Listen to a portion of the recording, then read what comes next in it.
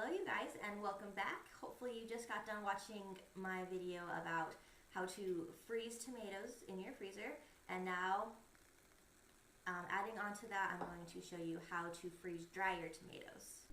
Okay, so if you don't want to freeze your tomatoes and you have a freeze dryer and you want to freeze dry them, then instead of putting them in the Ziploc bags, put them right here on my freeze drying tray. And then, you see that? Just a layer of those, and I'm going to spread it out to be pretty even. You want to make sure if you have little, like cherry tomatoes, like I have, here you want to make sure all the skins are punctured and that there are no full cherry tomatoes there, because if any of the skins haven't been punctured, then they're not going to freeze dry very well, and the hard outer shells of the tomato will keep all the moisture in there, and so they will not freeze dry. So you just need to make sure that they are all punctured. See, I actually have one right here that is not punctured, so I'm just gonna jab it with my spoon, and that's it. And so skins and everything in here. If you want to pre-blend this before you put it in your freeze dryer, that is a great thing to do, and then you just have to pull it out and it's already in powdered form.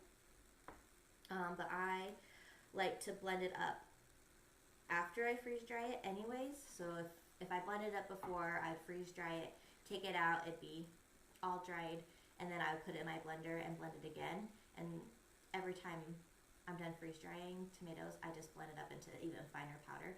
So these I'm just going to leave in here to save a step of blending before, but it definitely freeze dries more evenly if you do blend it before. So this is all I'm going to do. I'm just mushing it down like that, and they're nice and even on there, I feel like. And then I will stick it in my freeze dryer, and once it's done, I will pop it out of the tray, stick it in my blender, and make really fine tomato powder, and then I will Mylar bag it up for my long-term food storage. Once you have your trays all loaded with food, then come put them in your freeze drying machine here. Add the insulating pad on top of that. I pull out this ring just a little bit to make sure it has good contact between it and the door when I shut it. Just like that. When we shut the door, and twist it shut, and you can see how it has good pressure right there, so it's going to have a good seal. And then shut your valve, so if it's in line, then that means it's open. Once you twist it, that's closed. Come over here to your pressure pump and make sure the valve on your oil is closed. This is a custom valve that my husband put on. The typical valve on these the pumps look like this, and all you do is you twist this open and shut to change out the oil. You should be changing the oil about every 10 rounds. For us, we change it every batch and we filter it out. If you want to know more about that, check out my video on filtering freeze drying machine oil. So just make sure that is closed and that you have oil in the pump. So make sure it's filled up to the oil line. That's all you gotta do. You put the oil in here. If it needs a little bit more, you fill it up, and then you come over here and you're ready to turn it on. My machine is a knob machine instead of a touch screen, so all I have to do is turn it on, just like that, and then it tells me how long it's going to freeze for. There it is, freezing for that long, and it should take about that long to dry, but it has a moisture gauge in there, so really it won't start the countdown of drying time until the moisture gauge has reached a certain number. Once that's on, all you have to do now is just sit back and wait for it to be done freeze drying, and then take it out. Okay, the freeze dryer is done. I turned it off over here with my little switch here, pushed it in the middle. Some machines are different. Some of them have touch screen here where all the manuals just on the touch screen, or all the operations that you do are just there on the touch screen. I released the air pressure here by opening this valve, and then it let air into the machine to equalize the pressure with outside, and now I can open the door up like this. Oop, that's blurry. There we go. I can open the door up. I take this little guy out, and then there are my tomatoes, all nice and freeze dried. And now I'm gonna go put them into Ziplocs upstairs to store until I put them into jars or Mylar bags for long-term storage. Okay, with the freeze dryer, you don't really get to choose when your food is done freeze drying. It's just based on how much moisture is in there. So it is 6 a.m. I've taken these out of the freeze dryer, and now I'm just going to put it into break it up and put it into a freezer Ziploc for temporary storage until I can process it later on today when my kids are awake. So, see if I can do this one-handed and show you. You hear how crunchy it is? So it's all freeze-dried in there. Lift up, so it just comes out in dry chunks like that. And I should get out my bag supporter, but I'm not going to. There we go. So you see how it lifts up? It just comes out in like sheets. Pretty much everything does that, especially if it's not individual. If it's all blended up, then this is how it comes out. And then I'll just break it up and put it into the Ziploc bag.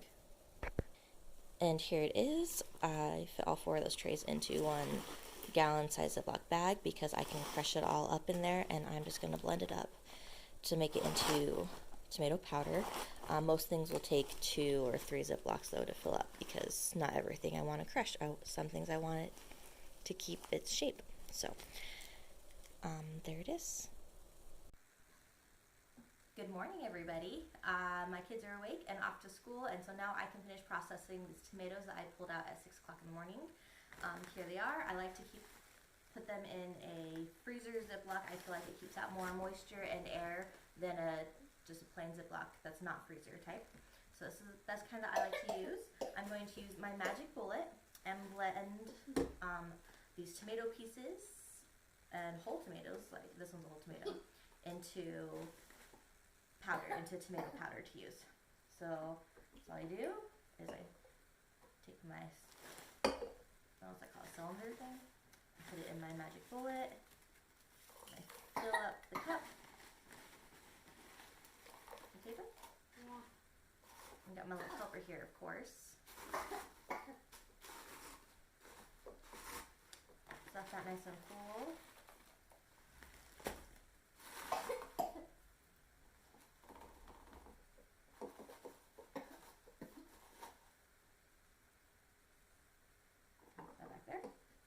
And put on the blending lid for the magic bullet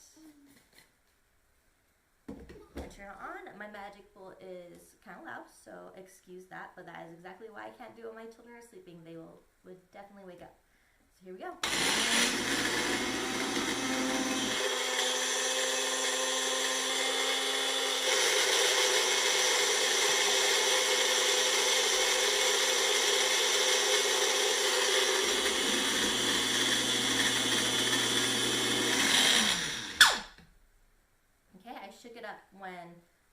Shake it up when all the pieces, the bigger chunks just get stuck there above the blade. So I shake it up to knock them down. So that whole cup full of tomatoes has compressed down to that after being blended. And I'm just putting it in a canning jar here. And once I have all my tomatoes blended up, they'll fit in this canning jar. And I'm just going to pull all the air out and seal it with my food saver. So I'll be right back. I'm going to finish processing these tomatoes. So I've got all of the tomatoes all blended up and got them in my quart jar here. I'll take this out. We're done with that. The Ziploc bag that I used to temporarily store this in, I'll reuse this over and over again as I freeze dry things, especially where I'm going to be freeze drying a whole bunch of tomatoes at once out of my garden. So I'll just keep reusing this until it gets a hold of it pretty much, or until I feel like it's getting thin and not keeping the moisture and air out as well as it used to at the beginning.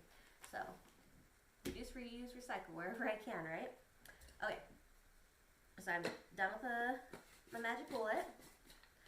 Move this off to the side. And now for vacuum sealing this can. So all I do is I take my lid that was already on this canning jar that I used, like this had black beans and tomatoes in it. So I'm just going to reuse that lid. So use a used canning lid. And I'll pull up my food saver here, my vacuum sealer. So this, you can use plastic bags in it and put food in it, and it sucks the air out and it will seal your food for you, and you can put it in the freezer and stuff like that for long-term storage. Or on this machine, not all food savers have this, but this one does. There is a bag sealer, and then there's a bottle sealer on here too, and a little port for the hose to go in. And this is what the jar sealer or bottle sealer looks like. So here's this little box. I like to store things in their original boxes because I feel like they stack better, mostly. So like I have one for regular mouth lids, which is what this is, and wide mouth lids, and they can just stack on top of each other. And so here's what the lid looks like. And all you do is you plug in the tubing to the top hole there. You plug it into the machine's hole. Make sure you plug in the machine, and then remember you have a used lid on top here, and you just stick this on top of the whole entrapment. Jar, lid, and machine lid, tube, machine. And then all you do is you put this in here and you press it down, and there is a, let me plug this right here. See how that's red? So that, it will slowly move over and turn green, and once the window's all green, then you know that all the air has been vacuumed out and it's sealed. So let me show you how that works. Another not so quiet machine. My machine is a lot older, but I will be sure to put a link to a machine similar to this down below, and also a food sealer, a bottle sealer lid, vacuum sealer lid. Oh boy. So here we go. Not as loud as the blender, but still louder.